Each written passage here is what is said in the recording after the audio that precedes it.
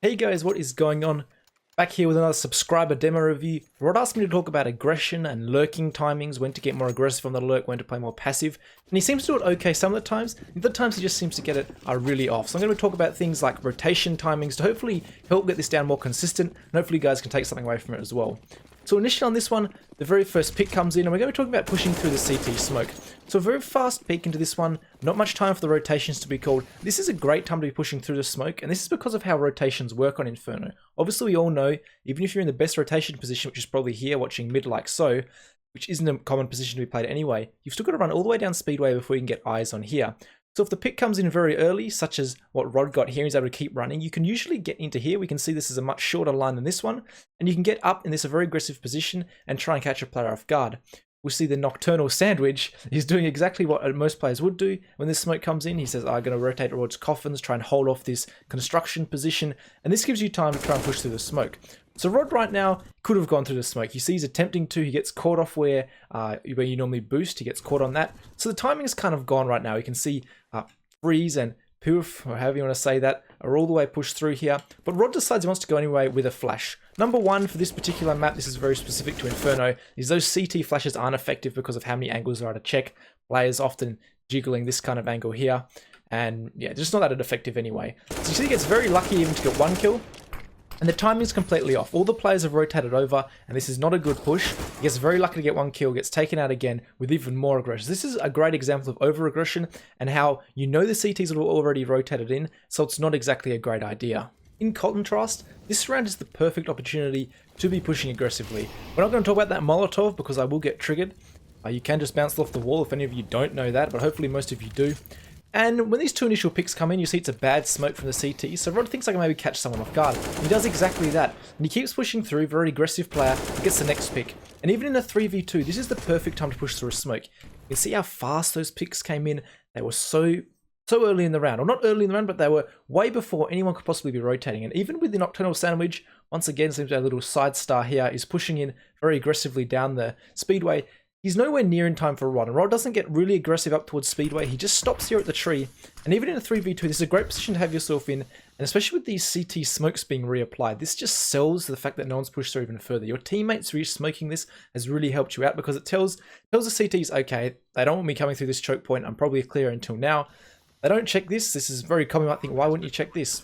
A lot of players don't. It doesn't matter what level you're playing at. It's a very easy kill for him, and he gets taken out because he was already low on HP. So that's a really good example, the fact that the very two initial picks coming in and then pushing through the smoke. This is a great time to push through the smoke and the great time to gain some extra map control for your teams. You can see Freeze had no example or no chance in this one, so he just has to back off because of your external or more aggressive positioning. The simplest way to think about that is basically, have the CTs had time to rotate over? So you got to consider things like how well did the CTs on site force you back or force you to use some utility, how good was their counter utility. You can try and work out the timings. Obviously each map's different, but you can apply that kind of logic to all maps when trying to gain some extra map control. So moving to this one, we're going to talk about lurking. One, I'm not going to talk about the fact that this smoke is it will trigger me, so I'm not going to talk about it. But you get in here, you get a nice entry. And this is a very simple B split. This is a nice call. With that entry, you've done a very good job.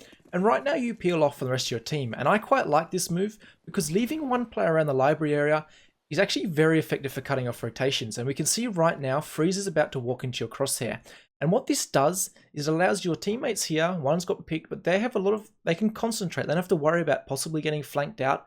You've peeked quite wide here. This is very good because you're covering both the arch and the library here, so someone can't sneak through if they do maybe push through here if you just hold an angle like this through library. So I like this wide angle. Putting yourself a little bit more risk, but you're getting a lot of information, so your teammates know they're safe from the back. Brained and I love, I guess, they can concentrate here, your teammates come up here. And this becomes quite a powerful pinch. One thing to note is this player is rotating in here. This isn't really anything you can do, but you've done a great job, and you can see Freeze is about to walk into your crosshair, and you've got a very easy kill.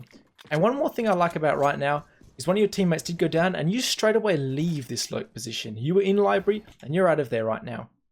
And the reason I like this is, one, say this player didn't push through banana, he wanted to rotate through here as well. He now has to try and clear you out. So if one player does come down like this, they've got to try and find you. And if you just bolt out of there, One, you got to make sure you don't get shot in the back, obviously, but if you can get out of there successfully, it leaves any second player trying to rotate through here wondering where you are.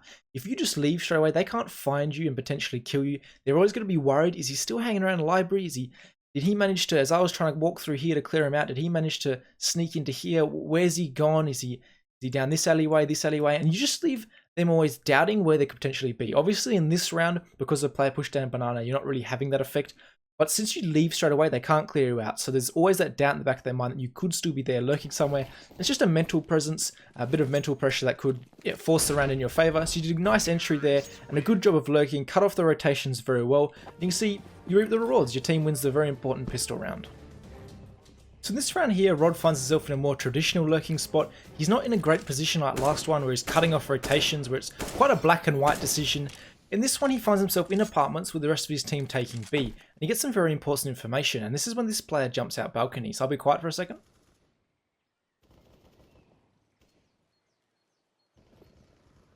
You can see he hears that player land, and I can tell he hears it.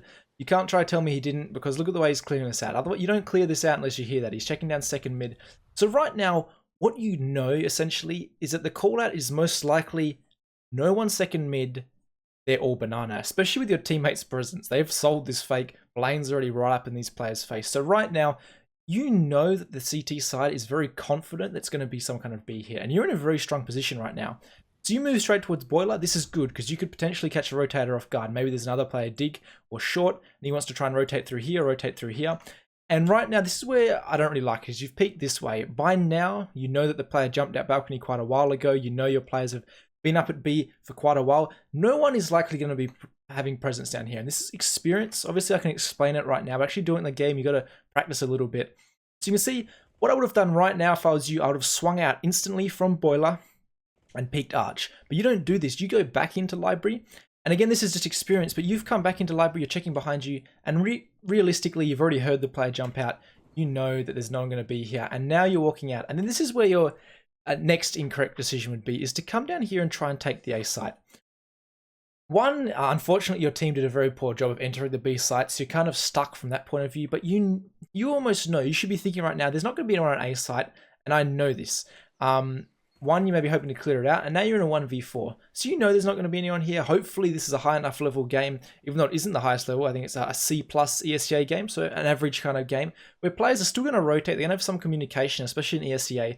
And you've cleared out Hall of A site, when honestly I could have told you with a 99.9% probability that there's no one going to be there, and you've really just, you've wasted a lot of time. I know it sounds a bit harsh, but it's exactly what you've done. So you've got to think about the CT movement when lurking, think about when they're going to rotate, and you can see in this one, you could have potentially done that. I don't think you would have won the round because all your teammates went down anyway. You see you're so late here. The CTs are jumping around like turkeys.